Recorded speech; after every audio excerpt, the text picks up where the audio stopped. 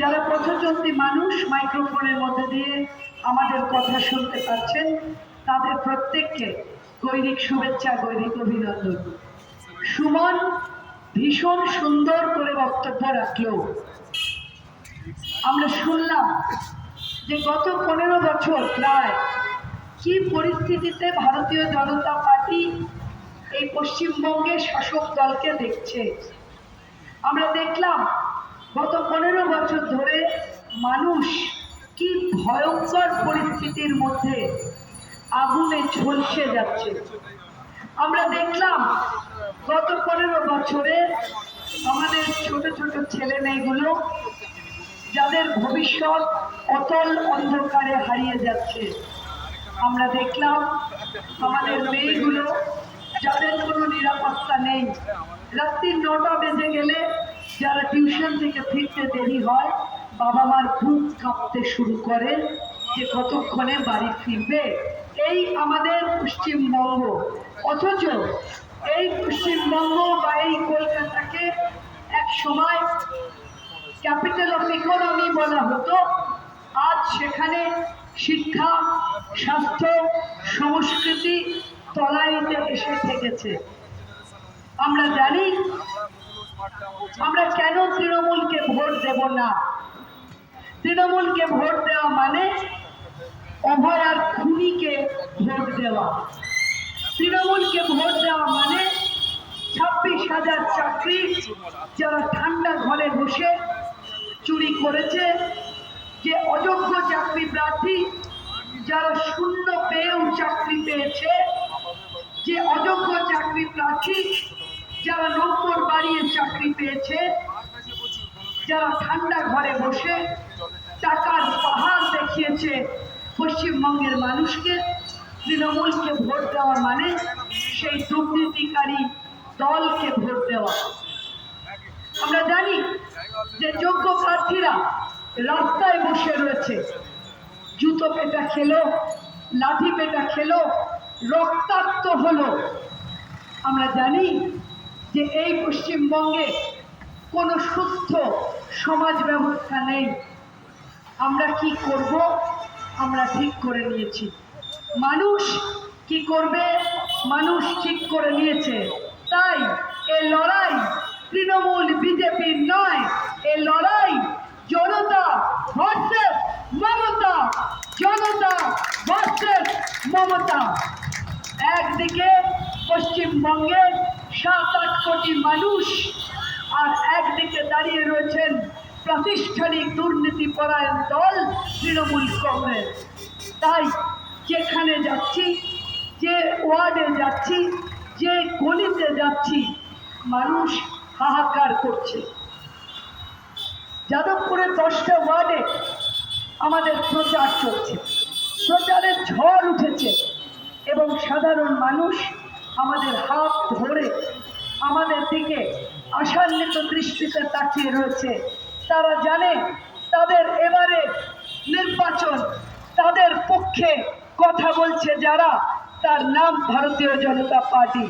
তারা জানে যে যারা এই পশ্চিমবঙ্গকে বাংলাদেশ যাতে না হয় তার লড়াই করছে যারা, তার নাম ভারতীয় জনতা পার্টি। যে দলের নেতা বলেন যে যারা হিন্দু ধর্মে জন্মগ্রহণ করেছে তারা দুর্ভাগা, যারা ইসলাম ধর্মে জন্মগ্রহণ করেনি তারা দুর্ভাগা। তাই এই পশ্চিমবঙ্গের যাদবপুর বিধানসভা, যেখানে বলা হয় উদ্বাস্তু মানুষের আশ্রয়স্থল, হাজারো লাখো উদ্বাস্তু মানুষ যারা শিয়ালদা স্টেশন থেকে বুকের মধ্যে কুলদেবতাকে আঁকড়ে, ছেলেপিলেগুলোকে কাঁখে কোলে নিয়ে, স্ত্রীর হাত ধরে কাঁটাতার পেরিয়ে এবারে এসেছিলেন শুধু জাত বাঁচাতে, মান বাঁচাতে, মা বউ বোনের সম্মান বাঁচাতে। সেই মানুষগুলো গত 34 বছর ধরে যাদেরকে ভুলিয়ে দেওয়া হয়েছে, যাদেরকে বোঝানো হয়েছে যে লড়াইটা নাকি ভাতের ছিল।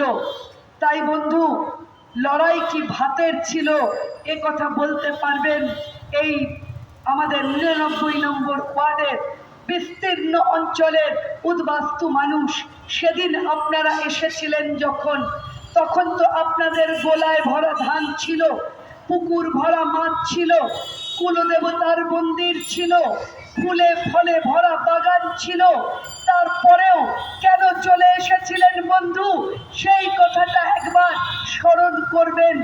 আপনাদের সেই স্মৃতির পাতায় একটু জোর দেবেন, আপনারা বুঝতে পারবেন।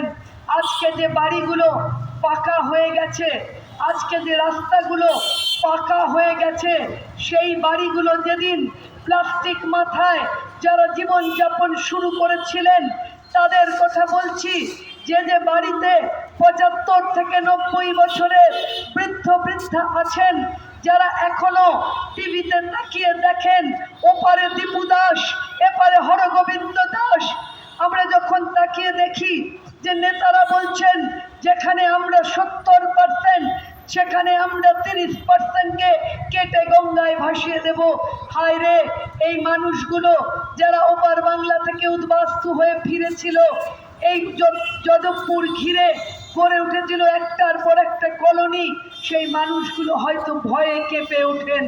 তাই বন্ধু, আজ হয়তো আপনাদের কাছে অন্যরকম পরিস্থিতি, মাথার উপর পাকা ছাদ, আপনারা চাকরি বাকরি করেন, ব্যবসা করেন, ভুলে গেছে বাবা মায়ের সেই কষ্টের দিনগুলো। তাদের কাছে অনুরোধ করব যে আর যেন আমার আপনার সন্তানকে উদ্বাস্তু হতে না হয়। আসুন তার জন্যে আমরা সবাই মিলে ঐক্যবদ্ধ লড়াই করি। আরেক দল মানুষ আসবে লাল পতাকা কাঁধে, তারা বোঝাবে, মিঠে মিঠে কথা বলবে, তারা বলবে বিজেপি মানে সাম্প্রদায়িক। তাদের বলবেন বন্ধু, আজ যদি সাম্প্রদায়িক হতে হয় হব, কাল যেন উদ্বাস্তু হতে না হয় এই প্রতিজ্ঞা করছি। যে দল এর জন্য লড়াই করছে তার নাম ভারতীয় জনতা পার্টি, তাই আমাদের সমর্থন তাদের সঙ্গেই থাকবে। আমি এলাকার মানুষের কাছে অনুরোধ করব যে একবার ভেবে দেখবেন ছেলে মেয়েগুলোর কি ভবিষ্যৎ। অতল অন্ধকারে তলিয়ে যাচ্ছে, মেধাবী ছেলে মেয়েরা চলে যাচ্ছে ভিন রাজ্যে। আমাদের বড় বড় ফ্ল্যাট, একলা বাবা মা, তারা সারাদিন বসে থাকে একটা ফোনের অপেক্ষায়, কখন জানি ছেলে মেয়ের একটা কল আসবে, বাবা কেমন আছো, মা কেমন আছো। ছেলেটার জ্বর হয়েছে শুনেও যে বাবা মা তার মাথায় জল